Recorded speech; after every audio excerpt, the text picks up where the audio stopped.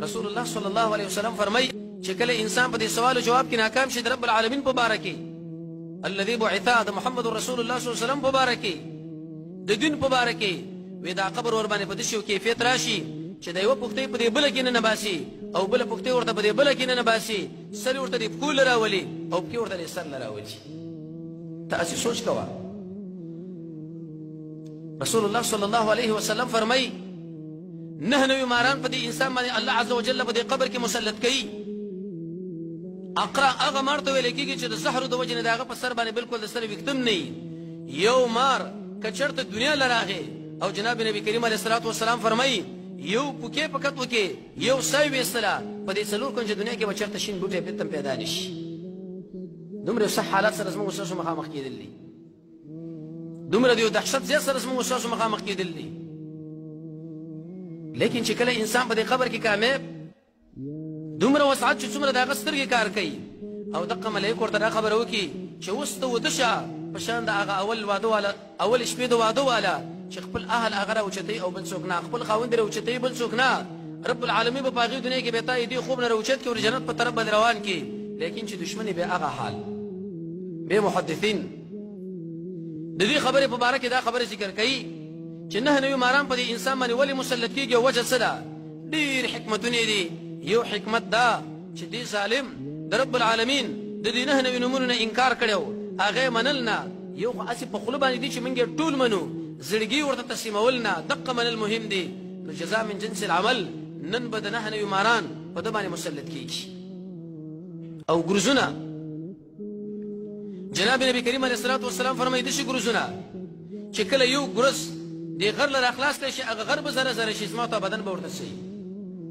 او په داسې کیفیت باندې ملک به در باندې مسلط چې هم د هغه سترګې کار نه کوي هم یې غوږونه کار نه کوي هغه انسان چې د هغه سترګې کار نه کوي چې په کوم ځای ګزار درکړي او هغه انسان چې غوږونه کار نه کوي چې څومره فریاد کوي هغې سره ته اوري نه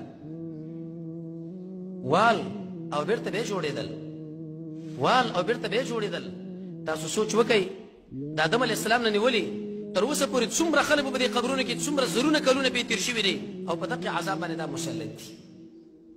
الى یوم القیامه قیامت به څه وخت راشي څه معلومات دي دا خلک به دې قبرونو کې پراته دي او دغه ماران ورباندې رب العالمین مسلط کړي دي چې یو مار چېرته راشي په دنیا کې او پکې غوندې وکړي دې وخت کې دا شین ټول بوټي د منځه ځي او هغه چې د هغوی دا سحر د دې ویښتونه خالي ده د سحرو د وجې نه او هغه چې داسې ګروزونه ورسره دي چې کله غر پې ووهلی شي هغه زره زره کېږي او هغه ملک چې د هغه سترګې هم کار نه کوي او د هغه غوږونه هم کار نه کوي او شکل یې په دې شکل دی صاحب د مرعات د رسول الله صلی الله علیه وسلم هغه روایت جمع کړي دي چې د هغې غاښونه داسې دي لکه د شډل غوږ ښکري او سترګې په دې کیفیت باندې دي لکه د قلعې دیګونه او ببري چې داسې خطرناک مخلوق ستا سره په دې ځای کې مخامخ شي څه صورت حال به ستا وي هغې لپاره چېرته سوچ کړې د دنیا د پوهنتون دپاره د مدرسې د امتحان دپاره د یو بل د امتحان دپاره څومره تیاری موږ کړی دی 40 غنټې کې اول زه بیا دلته کې دا ناس ملګري چې موږ د قبر د عذاب نه د بچ کېدو دپاره داسې وقت یو پرچه یو سوالونه مو ځان له جوړ کړي چې په دې وخت کې موږ ورباندې دا سوچ وکړو دا سوچ ورباندې وکړو دا هغې دنیا کې ورباندې موږ بچ شو عثمان خو ځکه ژړل د هغه زړه کیفیت برابر و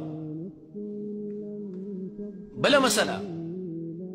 انسان چې کله په دې قبر کې کېښودلی شي حدیث کې راځي رسول الله صلی الله علیه وسلم فرمایي وی دا وروسته پاس کم خلک چې دا دفن کوي د هغوی د شپې کشار اوري آخری کس چې کوم وخت قدم اوچتوي چې د قبر ملایک ورته راورسېږي او د سوال او جواب خبره شروع شي دومره زره ملایک پسې رالیږي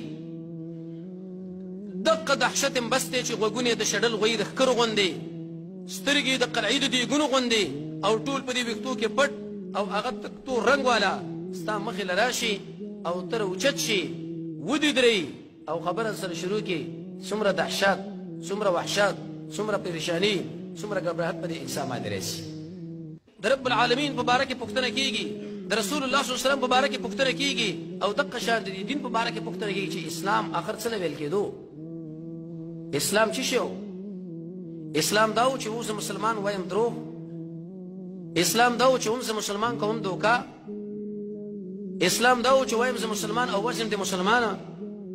اسلام دا و چې وایم زه مسلمان او کوم د منافقات دا خو به زه هم ولیکمه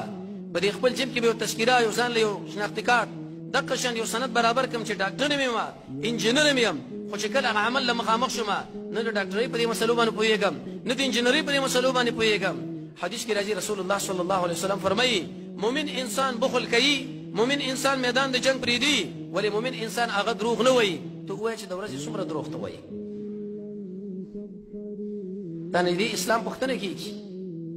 په نامه باندې خو هر سړی مسلمان دی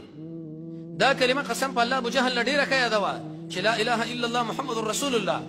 نشته دی حقدار د بندګۍ سوا د الله نه او محمد د الله رسول دی علیه الصلاة والسلام ولې پېښه دا وه ابو جهل ویلې چې دې لاندې ژوند تېرول ماله ګران دی زه هم په خوله وایم ته هم په خوله وایې بل هم په خوله باندې وایي دې له اعتبار نشته الاسلام عمل اسلام عمل دی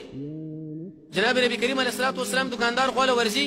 غنمو کې لاس دننه کوي حدیث د مسلم کې راځي دننه پکې لمدې دانې دي د پاسه ورباندې وچې دي وې دا ولې وې دا باران شوی وې څوک چې زموږ سره دوکه کوي هغه زموږ د امت نه بالکل نه دی ته دکاندار کاکا له ورشي چې هغه څومره وایي قرآن کریم کې د دې دکاندار او د دې عالم په باره کې مستقل صورت نازل کې سورې مطففین ویل تبعی د هغه دکاندار له چې په ډنډه کې کمې زیاتې کوي تبعی د هغه عالم له چې په خپل علم کې کمې زیاتې کوي الله وی د جهنم کندرې تاله درکړی شي تا ولې په دې ترازو کې کمې زیاتې وکړي تا ولې د اسخامې ودې سړي له کېښوده تا ولې د هډوکې ورته په دې غوښې کې اضافه ور کېښودو ولې د اوازه ورته کېښوده پېښه دا چې زه مسلمان زه حاجي دې اسلام په باره کې موږ نه پوښتنه کوي ملایک